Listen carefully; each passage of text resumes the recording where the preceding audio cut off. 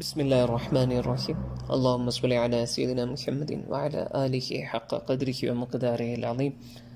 ഇന്ന് നമ്മൾ പറയുന്നത് സ്വലാത്തുൽ ഫാത്തിഹിനെ കുറിച്ചിട്ടാണ് ഇൻഷാ അല്ലാഹ്. അതിൻ്റെ മുമ്പ് ഒരു ചരിത്രം നോക്കാം. അല്ലാഹു സുബ്ഹാനഹു വ തആലാൻ്റെ ആരിഫ്യങ്ങളിൽ പെട്ടിട്ടുള്ള ഒരു മഹാൻ ഒരിക്കൽ ഒരു വസന്തകാലത്ത് അദ്ദേഹത്തിൻ്റെ വീടിൻ്റെ പുറത്തേക്ക് ഇറങ്ങി. അപ്പോൾ അദ്ദേഹം കാണുന്നത് അതിമനോഹരമായിട്ടുള്ള പ്രകൃതിയുടെ ഒരു സൗന്ദര്യമാണ്. കിളികളൊക്കെ പല ശബ്ദങ്ങളുണ്ടാക്കിയിട്ട് പാറി നടക്കുന്നുണ്ട്. വൃക്ഷങ്ങളിലൊക്കെ പല ഫലങ്ങളും കായ്ച്ചു നിൽക്കുന്നുണ്ട്. അതുപോലെ തന്നെ ചെടികളിലൊക്കെ പൂക്കൾ വിടർന്ന് നിൽക്കുന്നുണ്ട്. അങ്ങനെ അതിരസകരമായിട്ടുള്ളൊരു ദൃശ്യമാണ് അദ്ദേഹം കാണുന്നത്. അപ്പോൾ ആ സമയത്ത് അദ്ദേഹത്തിൻ്റെ മനസ്സിൽ വല്ലാത്തൊരു സന്തോഷം ഉണ്ടാകുന്നു. ആ സന്തോഷത്തിൽ അദ്ദേഹം ഹബീബ റസൂലുള്ളാഹി സ്വല്ലല്ലാഹി അലൈഹി വസല്ലം തങ്ങളെ ഓർക്കുകയും തങ്ങളെ മേൽ സ്വലാത്ത് ചൊല്ലാൻ തുടങ്ങുകയും ചെയ്യണം. അപ്പോൾ അതിൻ്റെ മുമ്പ് ഒരു കാര്യം പറയട്ടെ. ഒരിക്കൽ ഷെയ്ഖ് മുഹമ്മദ് അലി യാക്കൂബി തങ്ങൾ പറയണ്ടായി, നിങ്ങൾ സുന്ദരമായിട്ടുള്ള എന്തൊരു കാര്യം കാണുമ്പോഴും ഹബീബ റസൂലുള്ളാഹി സ്വല്ലല്ലാഹി അലൈഹി വസല്ലം തങ്ങളുടെ മേൽ സ്വലാത്ത് ചൊല്ലണം. അതെന്തിനാണ് അദ്ദേഹം അങ്ങനെ പറഞ്ഞത് എന്നറിയാം.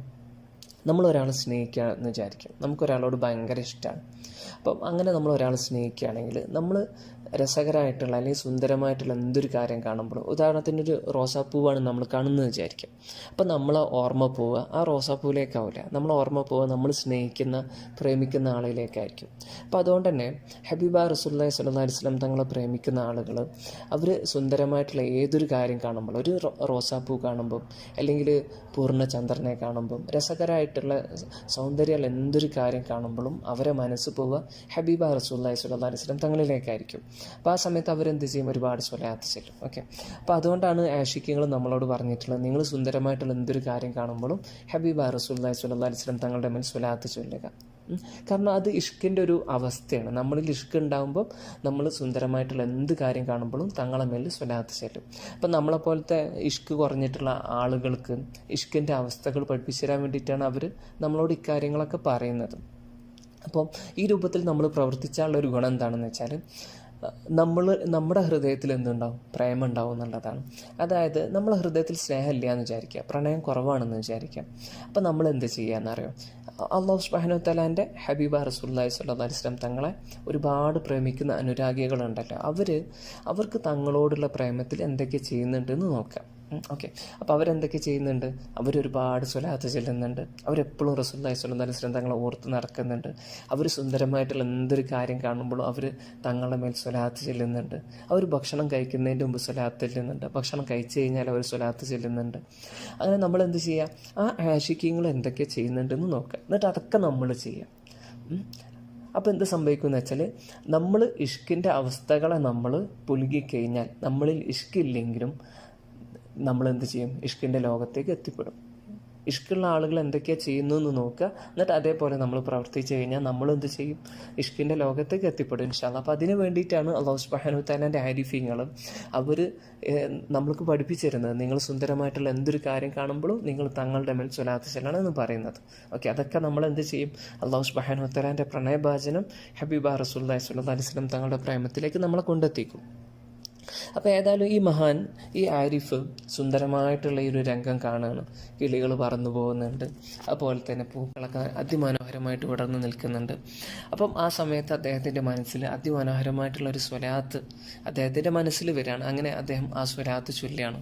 അല്ലാഹുവേ, സർവ്വ ഇലകളുടെയും പൂവുകളുടെയും പഴങ്ങളുടെയും സർവ്വ സമുദ്രങ്ങളിലെയും ജലതുള്ളികളുടെയും മരുഭൂമികളിലെയും കടൽ തീരങ്ങളിലെയും മണൽ തരികളുടെയും പിന്നെ മറ്റെന്തൊക്കെ ഈ പ്രപഞ്ചത്തിലുണ്ടോ അവയുടെ ഒക്കെ എണ്ണത്തിനനുസരിച്ചിട്ട് നീ എന്ത് ചെയ്യണേ?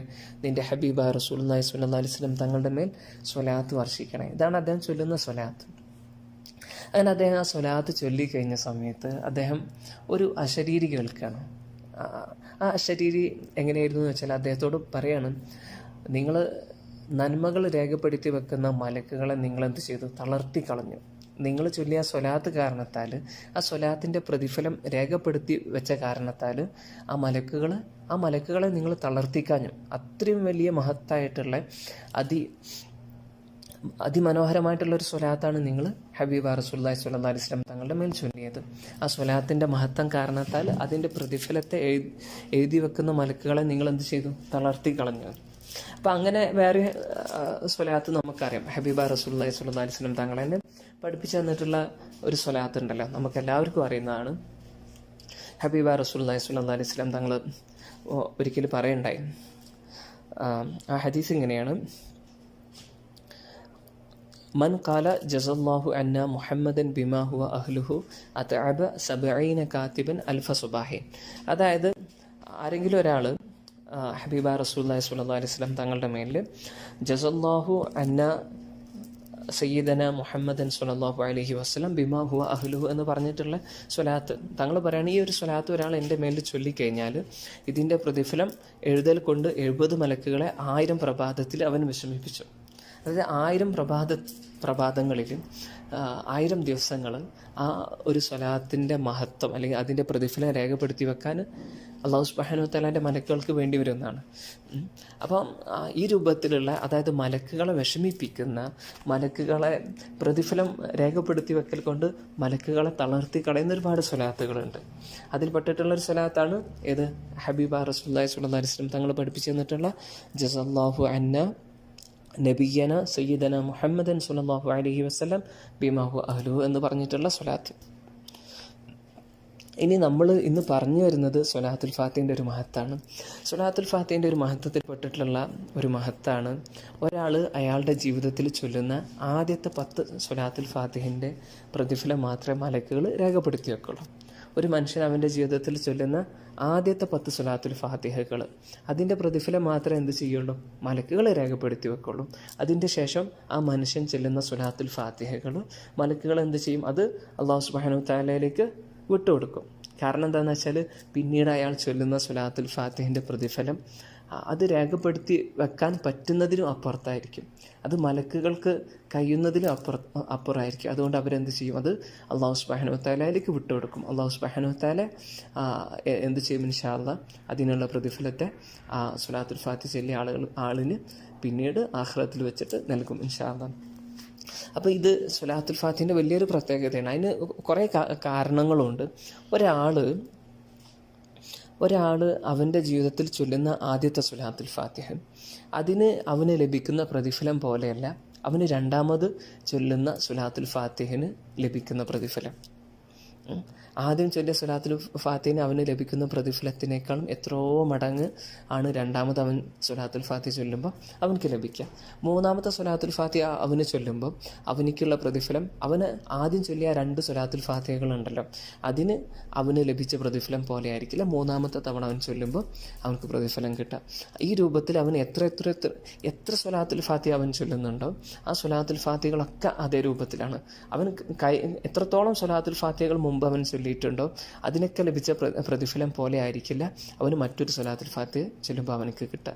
ഓരോ തവണ അവന് സ്വലാത്തുൽ ഫാത്തിഹ ചൊല്ലുമ്പോഴും ഓരോന്ന് അവന് സ്വലാത്തുൽ ഫാത്തിഹ വർദ്ധിച്ച് ചൊല്ലുമ്പോഴും അവനക്കുള്ള പ്രതിഫലം വർദ്ധിച്ചുകൊണ്ടിരിക്കും. ഇത് സ്വലാത്തുൽ ഫാത്തിഹിൻ്റെ ഒരു പ്രത്യേകതയാണ്. ഇൻഷാ അല്ലാഹ് ഇതിനെക്കുറിച്ചിട്ട് തന്നെ നമുക്ക് എന്ത് ചെയ്യാനുണ്ട്? പ്രത്യേകമായിട്ട് പറയാനുണ്ട്. ഏതായാലും ഇന്ന് ഇൻഷാ അല്ലാഹ് നമുക്ക് ഇവിടെ നിർത്താം.